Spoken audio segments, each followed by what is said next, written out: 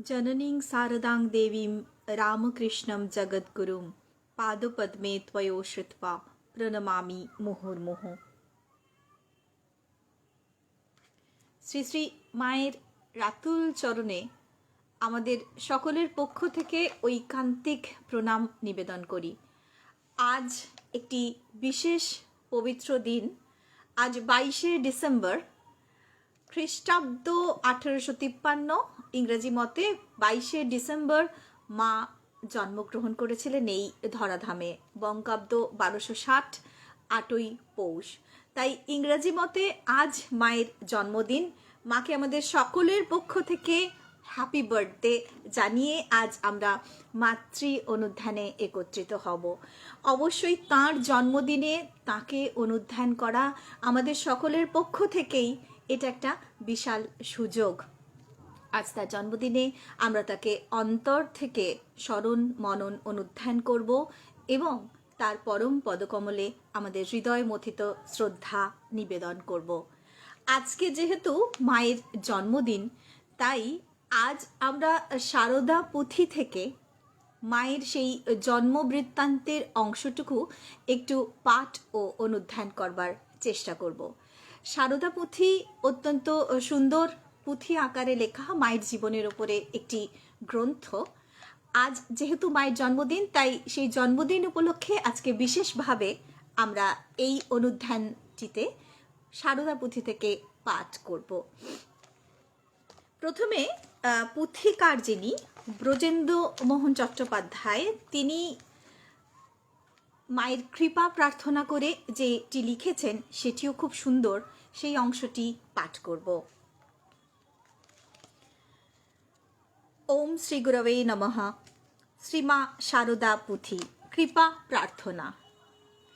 জয় মা শারদা দেবী জগত জননী, জয় মা গো মহাশক্তি বিচিত্র রূপিণী, জয় মা গুরুর গুরু ত্রিতাপ হারিণী, স্নেহময়ী মা আমার ভুবন মোহিনী, ভক্তি মুক্তি জ্ঞান দিতে আসিলে ধরায়, জনমিলা লক্ষ্মী দেবী শারদার কায়, অবতার শক্তিরূপে আসি বারবার, অভাগারে কোল দিয়ে করো ভব পার, সন্তানেরে শক্তি দাও লীলা বর্ণিবার, রামকৃষ্ণগত প্রাণা জননী আমার, সন্তান করেছে আশা পুরাও মা সাধ, মনে যেন নাহি পশে কোনো অবসাদ, লবণ পুত্তলি হয়ে সন্তরণে সাধ, বাড়িধিতে দিনু ঝাপ করো আশীর্বাদ, বশিষ্ঠাদি ঋষিগণ দেবর্ষি নারদ, সম্মুখ বর্ণিতে নারে ওই দেবী পদ, কেন এই সাধ হলা বুঝিতে না পারি, ভিকারির রাজা হতে ইচ্ছা হলা ভারী, আশিস লইয়া হব অভয় অমর, নিশ্চিত হইব পার এ মহাসাগর, পঙ্গুরে লঙ্ঘাও গিরি যেই কৃপা বলে, সেই কৃপা করো মাগো ঝাঁপ দিনু জলে, তোমার চরণ রেণু অঙ্গে দিয়ে মোর, সন্তানেরে করো মাগো মহাশক্তিধর, সেই শক্তি বলে আমি ধরিব লেখনি, নম মা শারদা দেবী নম নারায়ণী। শুরুতেই মায়ের কৃপা প্রার্থনা করে খুব সুন্দর করে লিখেছেন পুঁথিকার যে সত্যি যেই চরণ সম্পর্কে সম্যক বর্ণনা করতে মুনি ঋষিগণও পারেন না, সেই দেবীর চরণ বন্দনা করা এবং তার লীলা বর্ণনার স্বাদ তার সন্তানের হয়েছে। তিনি বলছেন মা কৃপা করে যেন তাকে দিয়ে সেই কাজটি করিয়ে নেন। এরপর জন্মভূমি জয়রামভাটি গ্রামের বর্ণনা দিয়েছেন পুঁথিকার। আমরা সেই অংশটি পাঠ করব না, পরে যদি কোনো সময় এই সারদা পুঁথি থেকে বিস্তারিত অনুধ্যানের সুযোগ আসে তখন আমরা নিশ্চয়ই বিস্তারিত পাঠ করব। এখন আমরা আজকের এই মাতৃ অনুধ্যানে মায়ের লীলা রহস্য অংশটি পাঠ করব, তারপর মায়ের জন্ম রহস্য ও জন্মবৃত্তান্ত। লীলা রহস্য বলে যেখানে শিরোনামটি দিয়েছেন পুঁথিকার, সেখানে খুব সুন্দর করে লিখেছেন। পুঁথির ভাষাটি এত মধুর যে সত্যি এটি পড়তে ভীষণ ভালো লাগে, খুব হৃদয়স্পর্শী। লীলা রহস্য অংশটি আমরা এবার পাঠ করছি। শুনো শুনো শারদার লীলা মহাশয়, রামকৃষ্ণ শারদার একই লীলা হয়।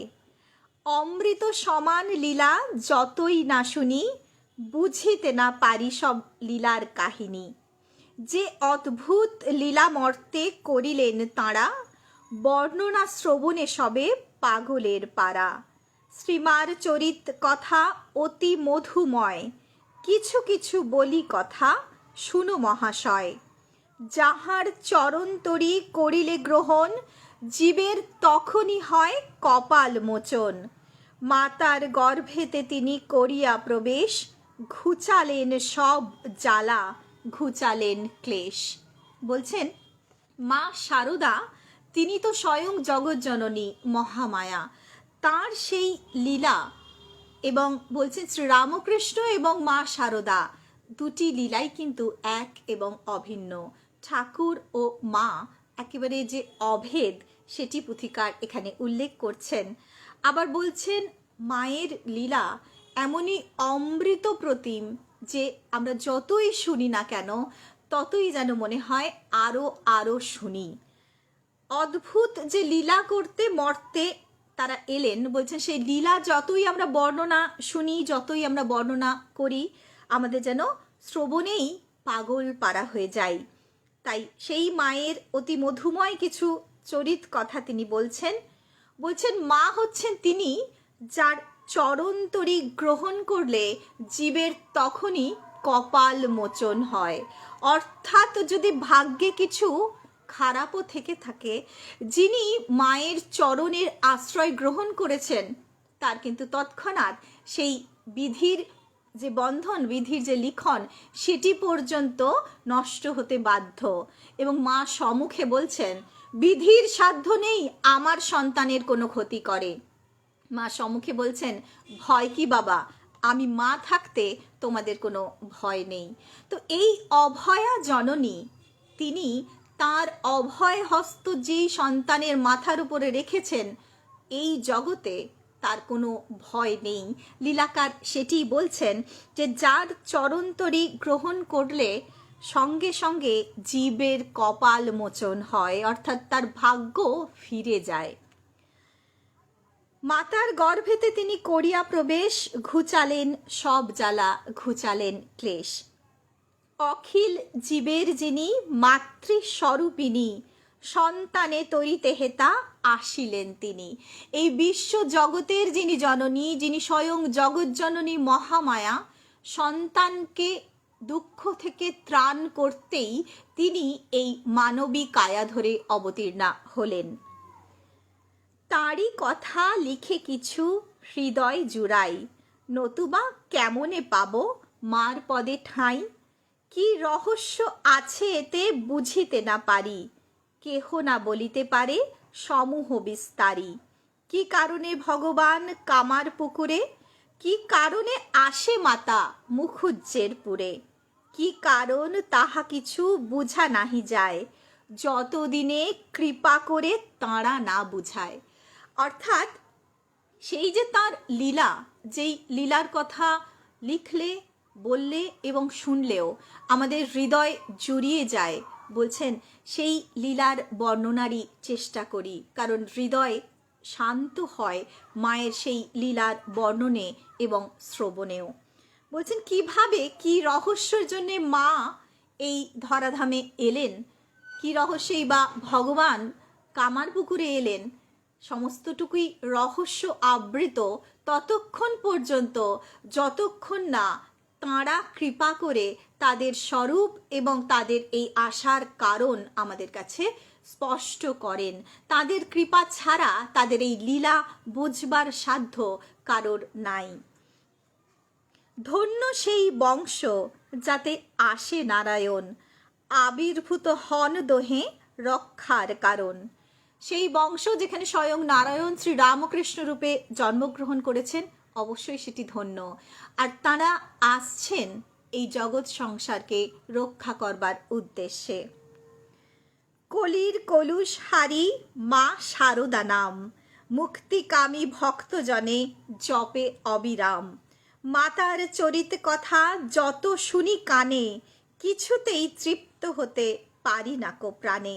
শ্রীমাতার লীলারস রসজ্ঞ যে জন, যত পিবে তত পাবে তাঁর আস্বাদন। ধারণ করিয়া মাতা মানবীর রূপ, করিয়াছিলেন ধর্ম কর্ম অনুরূপ। বলছেন যারা মুক্তিকামী, সেই সমস্ত আধ্যাত্মিক জগতের যে সমস্ত দিকপাল, সাধারণও তারা সন্তান যারা মুক্তিকামী, তারা কিন্তু কিভাবে মুক্তি পাবে? একটি উপায়, এই মা শারদা নাম নিত্য জপ করে যেতে হবে। বলছেন কলির কলুষ হারি মা শারদা নাম। এই কলির যত রকম কলুষ রয়েছে সমস্ত কিছু হরণ করতে পারে এই মায়ের নাম। এই মাতৃনাম হচ্ছে সেই পরম ঔষধি, ভবরোগ নাশিনী তিনি, তাই তাকে বলা হচ্ছে। মুক্তিকামী ভক্তজনে জপে অবিরাম, যারা মুক্তিকামী তারা অবিরাম এই শারদা নাম জপ করছেন। বলছেন মাতার চরিত কথা যত শুনি কানে, কিছুতেই তৃপ্ত হতে পারি না কো প্রাণে। এই মায়ের লীলা, এই মায়ের কথা যতই শুনি কানে, যত বেশি শুনি, কিছুতেই যেন মনে হয় তৃপ্ত হতে পারি না, মনে হয় যেন আরো আরো তার কথা শুনি, আরো তার কথা যেন শুনে আমাদের অন্তর পূর্ণ করি। যত পিবে তত পাবে তার আস্বাদন।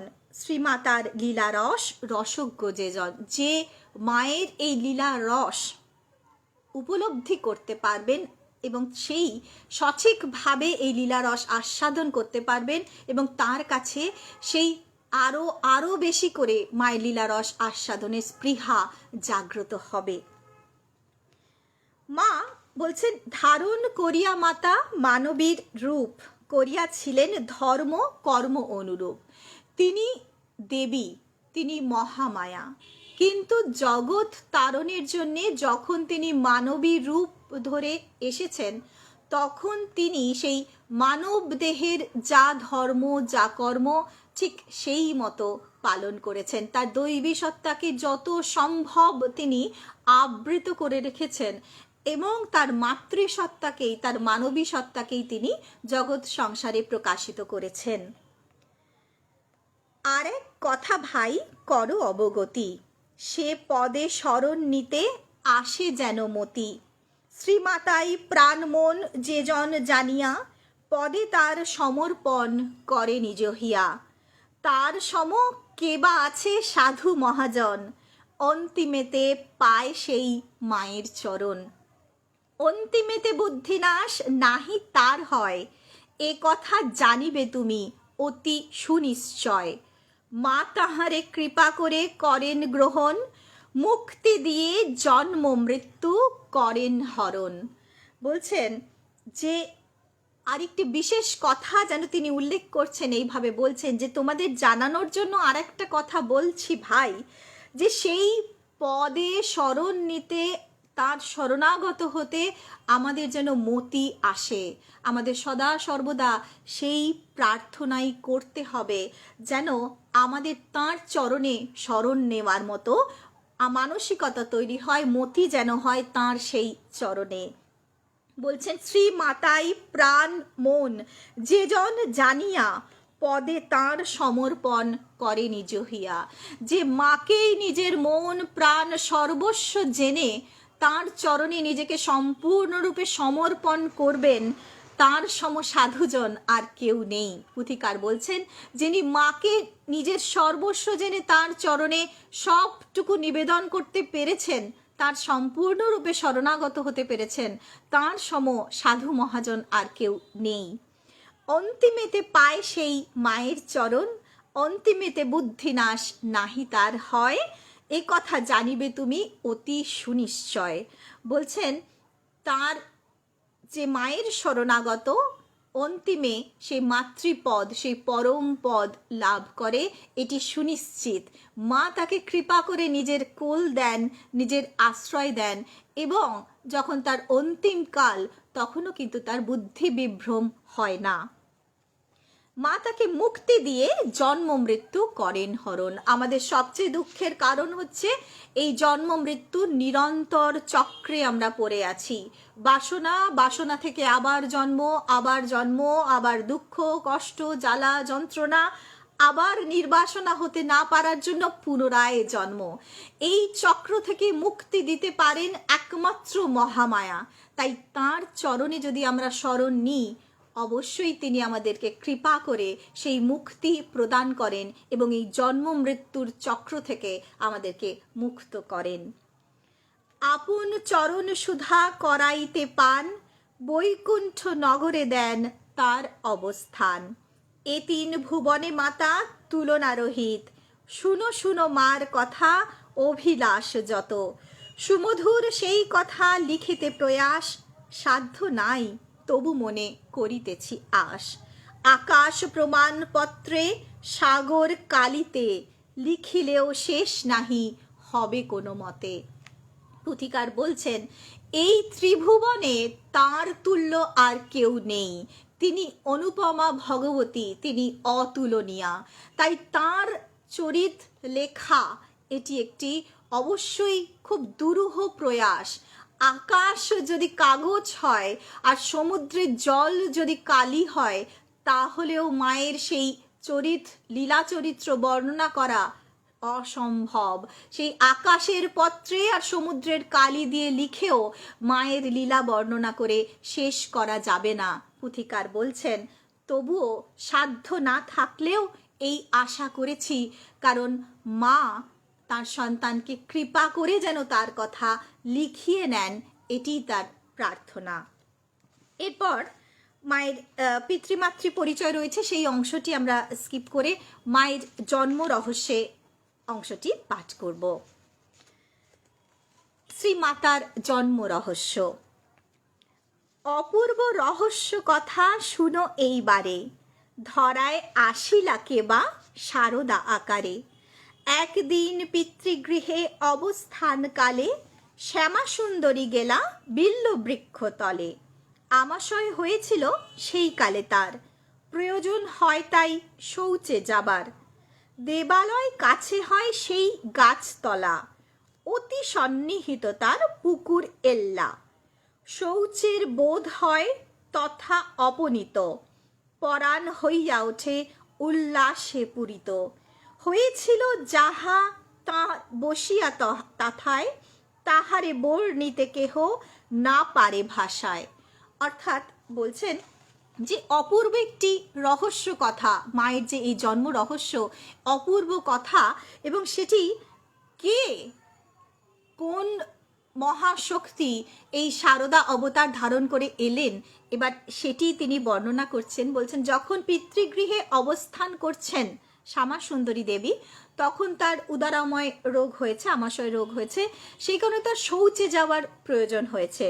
তো তিনি সেই এল্লা পুকুরের ধারে শৌচে গেছেন বেলগাছের তলায়, কিন্তু সেখানে যাওয়া মাত্রই তার শরীরের সেই কষ্ট, সেই যন্ত্রণা যেন কোথায় অপনীত হয়ে গেল, দূর হয়ে গেল, এবং অদ্ভুত একটা আনন্দের অনুভূতিতে যেন তার হৃদয় মন যেন পরিপূর্ণ হয়ে উঠল, এবং তিনি বুঝতে পারছেন না যে কেন হঠাৎ করে তার এই রকম আনন্দ হচ্ছে। সেই আনন্দ এবং তার যে সেই অভিজ্ঞতা, সেটিকে ভাষায় বর্ণনা করা যায় না। লিখছেন পুথিকার, বৃক্ষ পরি হেরিলেন অপূর্ব বালিকা, কি মধুর রূপ তার নাহি যায় লেখা। বয়স অধিক নহে 5 কিংবা 6, হেরি তারে শ্যামা দেবী মুগ্ধা অতিশয়। আপনারে ভুলে শ্যামা ভুলে যায় দেশ, বাক্য নাহি স্বরে মুখে আঁখি অনিমেষ। বৃক্ষ হতে অবতরী বালিকা সুন্দরী, দু বাহুতে গলা তাঁর জড়ালেন ধরি। কি কোমল স্পর্শ তায়, কিবা সেই সুখ, ভুলিয়া গিয়াছে শ্যামা অসুখের দুঃখ। অর্থাৎ তিনি যেটি দর্শন করলেন যে সেই গাছের মধ্যে এক অনিন্দ সুন্দর অপরূপা সুন্দরী বালিকা, এবং সেই বালিকার বয়স বেশি নয়, 5 কিংবা 6 হবে। তিনি সেই গাছ থেকে নেমে আসছেন এই শ্যামাসুন্দরী দেবীর দিকে। মায়ের সেই রূপ, অপূর্ব সেই রূপ দেখে দেখে শ্যামাসুন্দরী দেবী যেন নিজেকে ভুলে গেছেন, সেই দেশ ভুলে গেছেন, সমস্ত জগৎটি যেন তিনি যেন একটা অন্য জগতে চলে গেছেন, সব কিছু ভুলে গেছেন তিনি। এবং তার যে কিছু আগে কষ্ট হচ্ছিল, তার যে শরীরে ব্যাধি, সেটুকুও যেন তিনি বিস্মৃত হয়েছেন। সেই বালিকা নেমে এসে এবার কি বলছেন? কহিলা বালিকা বিনা বিনিন্দিত স্বরে, আজি হতে আসিলাম তোমাদের ঘরে। এত বলি প্রবেশিলা উদরে তাহার, উহাতে উদর ভারী হইলা সামার। বলছেন বালিকা তার বিনা বিনিন্দিত কণ্ঠে বললেন যে আজ থেকে আমি তোমার ঘরে এলাম। এই বলে তিনি অদৃশ্য হলেন এবং শ্যামাসুন্দরী দেবী অনুভব করেছিলেন যেন একটি বাতাস তার উদরে প্রবেশ করল এবং তিনি তৎক্ষণাৎ চৈতন্য হারিয়েছিলেন। চেতনা হারায় শ্যামা মাটিতে লুটায়, কত কাল কেটে গেছে জানা নাহি তাই। দেখিতে পাইয়া সবে ধরাধরি করে, শ্যামারে লইয়া আসে ঘরের ভিতরে। সেই কন্যা জন্ম নিয়া রামচন্দ্র ঘরে, সারদা নামেতে খ্যাতা হোলা চরাচরে। এই যে মা এইভাবে যে তার অপূর্ব, বলা হয় গীতাতে জন্ম কর্ম চমে দিব্যম, অর্থাৎ যারা অবতার বা অবতারের শক্তি, তাদের জন্ম এবং কর্ম দুই দিব্য। তাই এই শ্যামাসুন্দরীর যে এই দিব্য দর্শন হলো এবং এই দিব্য ভাবেই কিন্তু মা মহামায়া তার উদরে প্রবেশ করলেন তার সন্তান হয়ে সারদা রূপে অবতীর্ণা হতে। শ্যামাগর্ভে মাতা করে জনম গ্রহণ, সেবিতে তাহারে আসে অষ্ট সখীগণ। ইতিপূর্বে এসেছেন দেব গদাধর, এবার ধুইবে পাপ লীলার সাগর।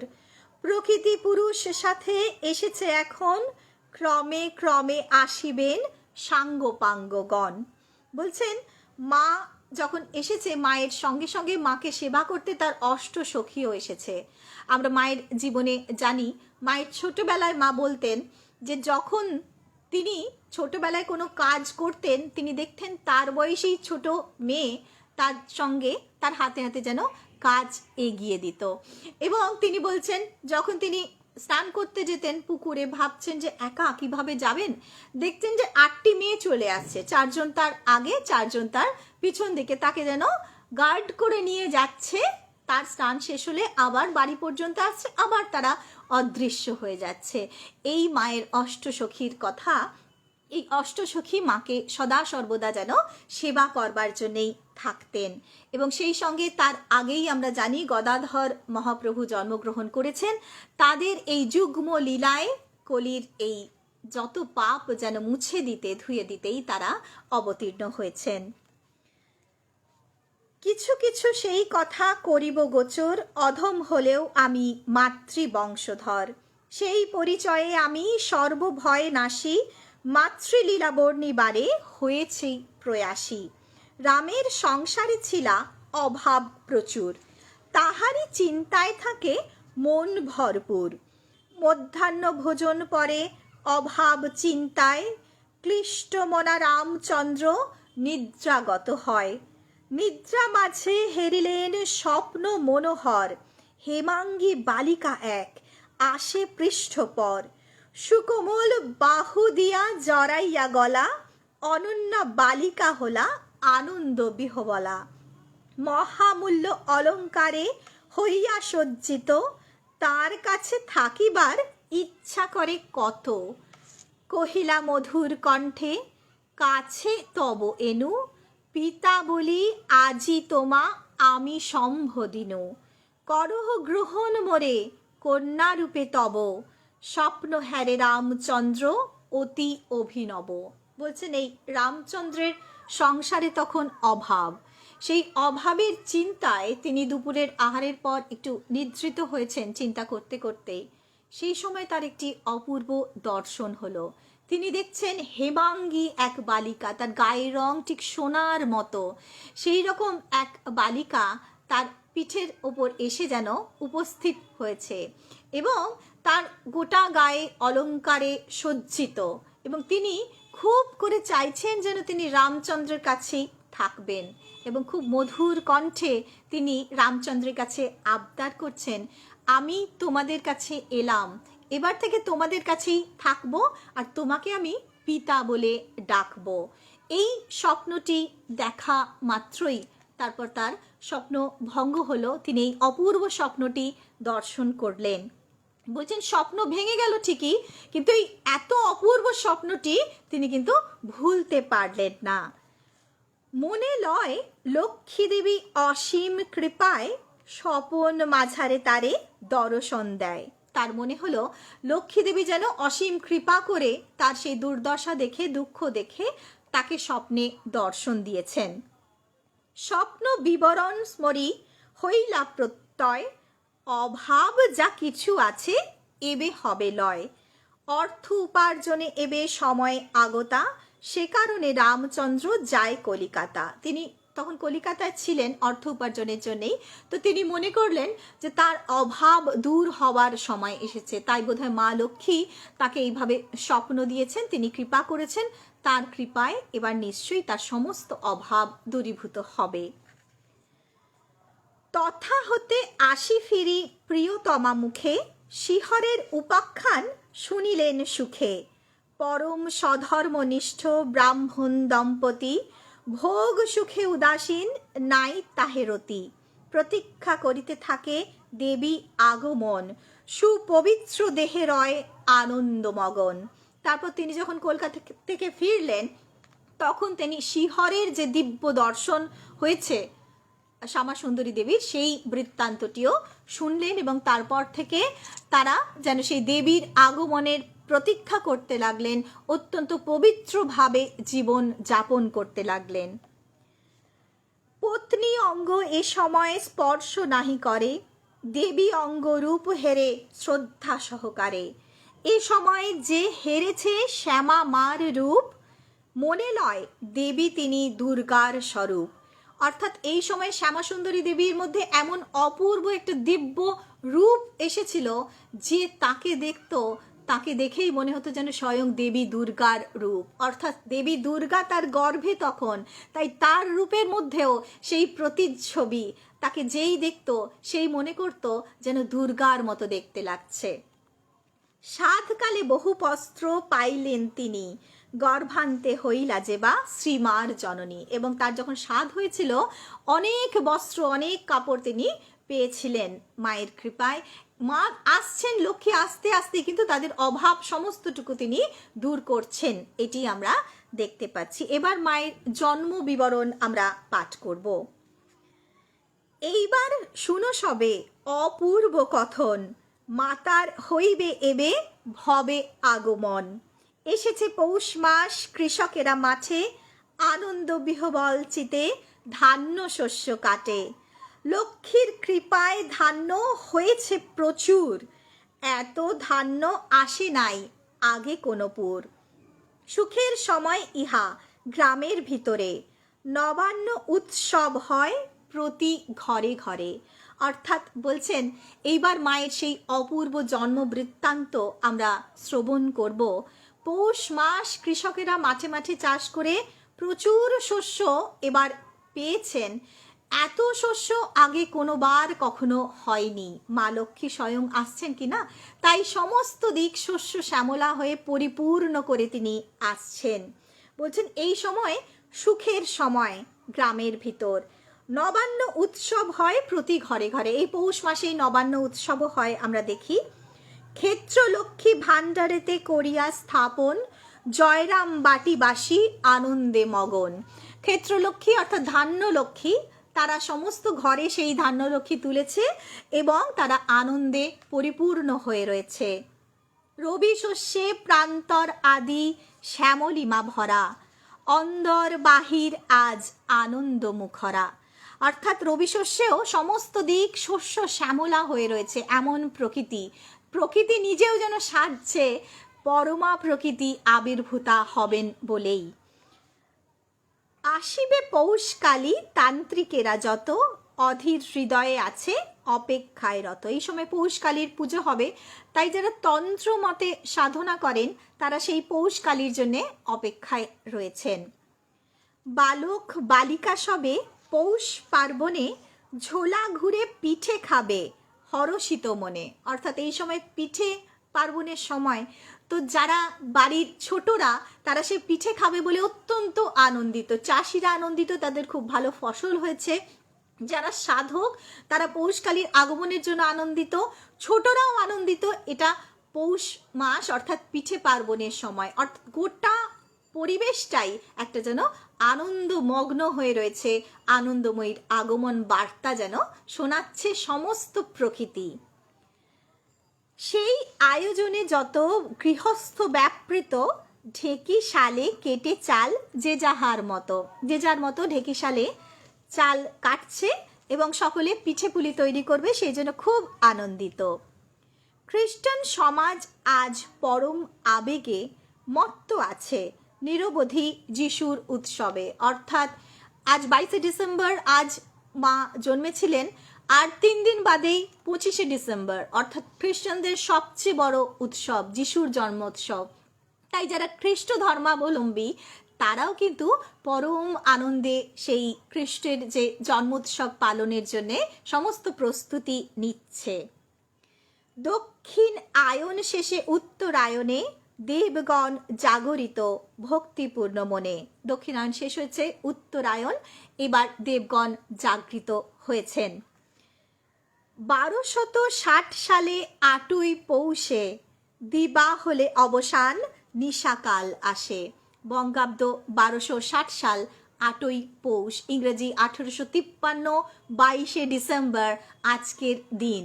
যখন দিন অবসান হলো, নিশাকাল আসছে, গগনের তারকারাজি অতি সমুজ্জ্বল, হাসিতে খুশিতে ভরা করে ঝলমল।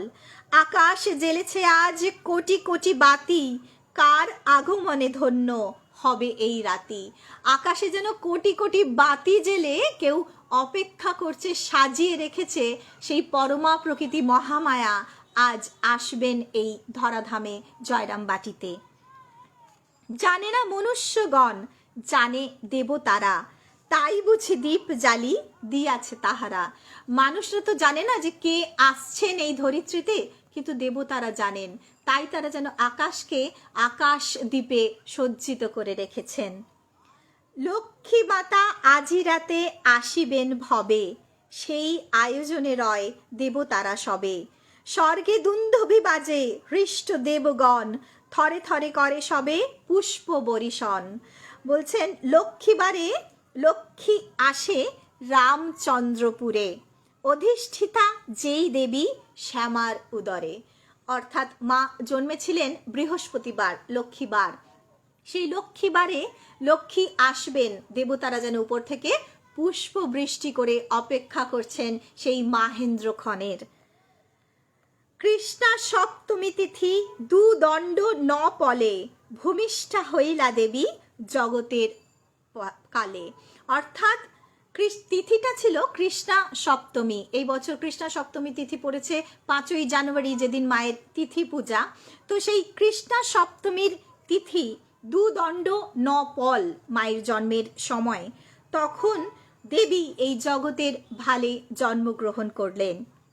জয়রাম বাটি ধন্য, ধন্যা আজ শ্যামা, লক্ষ্মী এলা কন্যা হয়ে নাহিক উপমা। রামচন্দ্র ধন্য পেয়ে কন্যা রূপে তারে, ধন্য তুমি ধন্য আমি জগৎ মাঝারে। অচিরে মঙ্গল শঙ্খ হলো নিনাদিত, এ শুভ বারতা পায় গ্রামবাসী যত। রাস নাম হয় তার মা ঠাকুর মণি, কেন হলা এই নাম এবে মোরা জানি। ঠাকুরের মণি তিনি, তাই এই নাম, প্রভুই দিলেন উহা সার জানিলাম। অর্থাৎ মা যখন জন্মগ্রহণ করলেন এই রামচন্দ্র ও শ্যামাসুন্দরীর ঘরে, জয়রামবাটি ধন্য হলো, এই পৃথিবী ধন্য হলো। মায়ের যে রাস আশ্রিত নাম সেটি ছিল ঠাকুরমণি। তো ঠাকুরমণি কেন নাম হলো? তিনি তো ঠাকুরের মণি, তাই তার নাম ঠাকুরমণি। ঠাকুরই যেন সেটি বুঝিয়ে দেবার জন্যেই তার সেই রাস আশ্রিত নামটি ঠাকুরমণি বার করেছিলেন। ডাক নাম হয় তার মা শারদামণি, তাই মোরা সবে তারে সেই নামে জানি। মায়ের ডাক নাম ছিল মা শারদামণি, আমরা সবাই তাকে সেই নামেই জানি।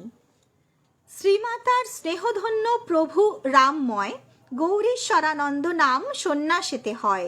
শ্রীমাতারে একদিন শুধালেন তিনি, কে রাখে তাহার নাম, পিতা কি জননী? অর্থাৎ একদিন রামময় মহারাজ মাকে প্রশ্ন করেছিলেন যে তোমার নাম কে রেখেছিল মা, তোমার মা না বাবা? মা তখন কি উত্তর দিয়েছিলেন দেখুন।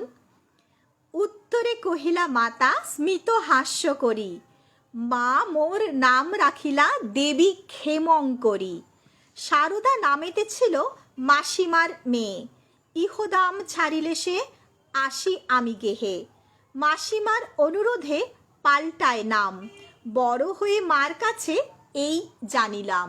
অর্থাৎ মা বলছেন যে তার মা নাম রেখেছিলেন তার ক্ষেমঙ্করী, এবং যখন তার জন্ম হয় ঠিক তার আগেই তার মাসিমার এক মেয়ে, তার নাম ছিল শারদামণি, তিনি ইহলোক ত্যাগ করেন।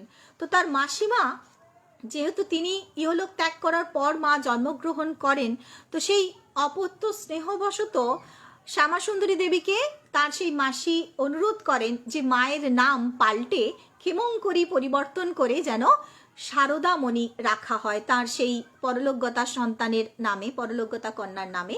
এবং মা বড় হয়ে জেনেছেন যে সেই কারণেই তার সেই ক্ষেমঙ্করী নামটি পরিবর্তিত হয়ে শারদামণি নাম রাখা হয়। মার ভারী শরতের অনুরোধ তরে নারায়ণ চন্দ্র মার কোষ্ঠী কাটি করে।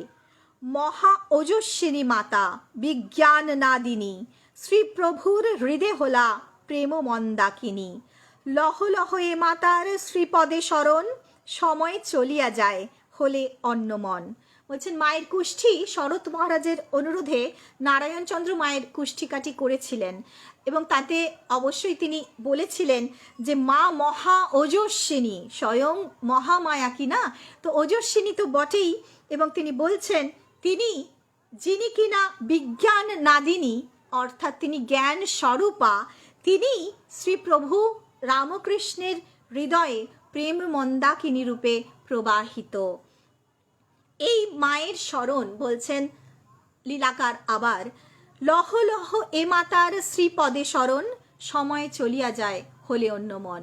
যত শীঘ্র সম্ভব আমাদের উচিত এই মায়ের চরণে শরণ নেওয়া, অন্য মন হলে আমাদের সময় কিন্তু চলে যায়। তাই সময় নষ্ট না করে শীঘ্রই মায়ের শরণাগত হওয়া উচিত। করিতে শারদা বেশে লক্ষ্মী দেবী করেছেন আধার ধারণ, করিতে শারদা বেশে পাপ বিমোচন। কিরূপে মা করে লীলা শোনো এইবার, স্নেহ কৃপা সুধা দিয়ে গঠন তাহার। শ্রবণে মাতার লীলা যোগী ঋষিগণ, আনন্দ সায়রে সবে ভাসে অনুক্ষণ। দেবী লক্ষ্মী তিনি এই শারদা কায়া ধারণ করে অবতীর্ণ হয়েছেন তার স্নেহ কৃপা এবং সুধা দিয়ে এই জগতের তার সকল সন্তানকে তিনি ত্রাণ করবেন বলেই। এবং তার যে লীলা, সেই লীলা শ্রবণে যত যোগী মুনি রয়েছেন তাদেরও কিন্তু হৃদয় আনন্দ সাগরে সর্বদা ভাসে। পঠন পাঠন আর ঘোর তপস্যায়, সেরূপ আনন্দ কবু হৃদয়ে না হয়। বলছেন যতই আমরা কঠিন তপস্যা করি কেন, যতই আমরা কঠিন করে পঠন পাঠন করি না কেন, তার লীলা শ্রবণ করলে, তার সেই লীলা শ্রবণকালে অনুধ্যান করলে যে আনন্দ হয়, সেই আনন্দ আর কোনো কিছুতেই হয় না। কঠিন সাধনাতেও সেই ফল লাভ হয় না যত লাভ হয় মায়ের এই লীলা শ্রবণে এবং অনুধ্যানে। মাতাই মোদের হন মোক্ষের কারণ, ধরে থাকো ছাড়িও না মায়ের চরণ। অর্থাৎ মাই আমাদের মোক্ষদাত্রী দেবী, তাই তার চরণ যেন আমরা না ছাড়ি। রামকৃষ্ণ জগতের যত ভক্তগণ সততই সে চরণ করে চিন্তন, দিয়ে সে অভয় পদ মোর নত শিরে, দাও মোরে তাহাদের অনুগামী করে। নারায়ণী মা আমার শ্যামা মার কোলে, শোভা পায় শশী সম জগৎ কপালে। অর্থাৎ মা যখন জন্মগ্রহণ করেছেন, ছোট্ট মা যখন তিনি শ্যামা সুন্দরী দেবীর কোলে, যেন মনে হচ্ছে চাঁদ এসে সেখানে সেই কোলে আশ্রয় নিয়েছে। এত সুন্দর অপূর্ব সেই দৃশ্য, সেই ছোট্ট মা তার মায়ের কোলে, সেই দৃশ্যটি এত অনুপম। অকায় ধরেছে কায়া সূক্ষ্ম হয়ে জড়, ভাবাতীতা আসিয়াছেন ভাবের ভিতর। অর্থাৎ যিনি কিনা অকায়, অর্থাৎ নিরাকার ব্রহ্ম, তিনি ব্রহ্মময়ী কায়া ধারণ করে এই শারদা অবতারে অবতীর্ণ হয়েছেন। এবং ভাবাতীতা, যিনি কোনো ভাবের অন্তর্গত যিনি নন, তিনিই যেন এই ভাবের ভিতর এসে আশ্রয় গ্রহণ করেছেন, এই মানব শরীর ধারণ করেছেন জগৎ কল্যাণ করবেন বলেই। জানো কি কারণে দয়া হয়েছে মাতার? সন্তান উদ্ধার শুধু, অন্য নহে আর। বলছেন কি কারণে মায়ের এই দয়া হলো, এই কৃপা হলো, কারণটা কি জানো? তিনি বলছেন কেবলমাত্র সন্তানকে উদ্ধার করাই তার সেই কৃপার উদ্দেশ্য, এছাড়া তার এই মানব দেহ ধারণের আর কোনো কারণ নেই। শারদাই পিতৃগৃহে প্রথম সন্তান, আনন্দে ভাসিছে আজি সবাকার প্রাণ।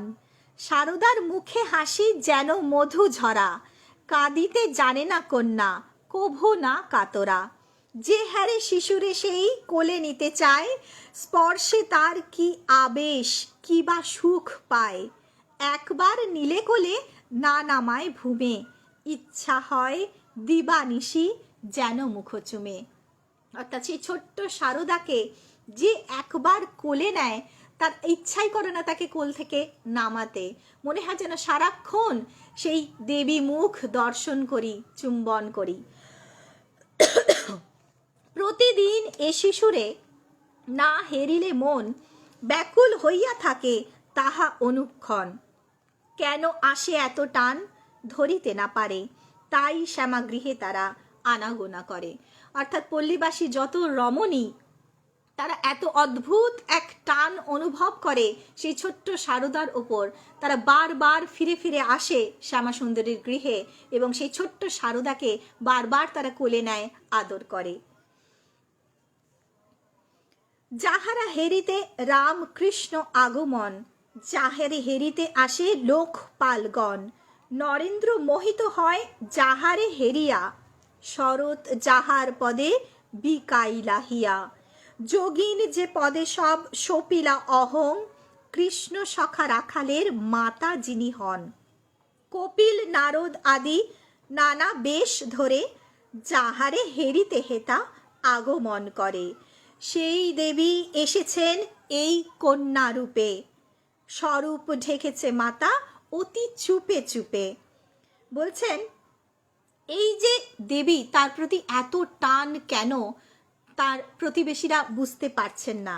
বলছেন এই তো তিনি, যাকে দর্শন করবেন বলে স্বয়ং রাম, স্বয়ং কৃষ্ণ অবতীর্ণ হন। এই সে দেবী, যার জন্যে নরেন্দ্র, যিনি নাকি শিব অবতার, তিনিও কিন্তু তাকে হেরিয়া মোহিত হয়ে যান, স্তব্ধ হয়ে যান। মায়ের সামনে গিয়ে তারও বাক্য স্ফুরণ হয় না স্বামীজির মতো, যিনি সেই বলিষ্ঠ, যার ব্রহ্মজ্ঞ। এরকমই শরৎ মহারাজের মতো ব্রহ্মজ্ঞ জ্ঞানী ব্যক্তি, মায়ের সামনে কারোরই যেন বাক্য স্ফুরণ হয় না, তাকে দেখে সবাই যেন মন্ত্রমুগ্ধ হয়ে যান। যোগিন মহারাজের কথা বলছেন, রাখাল মহারাজের কথা বলছেন, এবং সমস্ত ব্রহ্মজ্ঞ মায়ের যে সমস্ত সন্তান, তারা সকলেই কিভাবে মাকে দেখতেই যেন এসেছেন। সেই দেবী এসেছেন এই কন্যা রূপে, যাকে দেখতে কপিল নারদ নানা বেশ ধরে ধরে কপিল মুনি, নারদ মুনি আসছেন। সেই দেবী এই শারদা কন্যা রূপে অবতীর্ণ হয়েছেন, তাই তার প্রতি কিন্তু সকলে এই আকর্ষণ বোধ করছেন। এই ভগবানের প্রতি ভক্তের যে আকর্ষণ, সেই আকর্ষণেই আকৃষ্ট হয়ে প্রতিবেশীরা বারবার ফিরে আসছেন। স্বরূপ ঢেকেছে মাতা অতি চুপে চুপে। মা কিন্তু এবারে স্বরূপ ঢেকে এসেছেন। ঠাকুর বলছেন যে ও ছাই চাপা বেড়াল, কারণ তার স্বরূপ যদি প্রকাশিত হয় তাহলে যে উদ্দেশ্যে তার এই আগমন সেটি ব্যাহত হবে। তাই তিনি খুব সাবধানে অতি সন্তর্পণে তার সেই দৈবী স্বরূপটিকে সম্পূর্ণরূপে আবৃত করে রেখেছেন। আগুন কি রবে চাপা বস্ত্রের ভিতরে, ক্রমশই প্রকাশিত হবে ধীরে ধীরে। কিন্তু আগুনকে তো ওইভাবে রাখা যায় না চাপা, তাই বলছেন সে নিজে নিজে অবশ্যই প্রকাশিত হবে। মার কাছে উপস্থিত হবে সিদ্ধগণ, সর্বজন প্রিয় মাতা হইবেন তখন। রামকৃষ্ণ জগতের প্রাণ হয়ে মাতা, জগৎ জননী রূপে হইবেন খ্যাতা। তিনি রামকৃষ্ণ জগতের প্রাণ স্বরূপা, তিনি সংঘ জননী রামকৃষ্ণ মঠ ও মিশনের, এবং তিনি জগৎ জননী হয়ে এই জগতে খ্যাত হইবেন। লক্ষ্মী মাতা পদে মোর প্রণাম জানাই, শারদার পদে মোর হৃদয় বিকাই।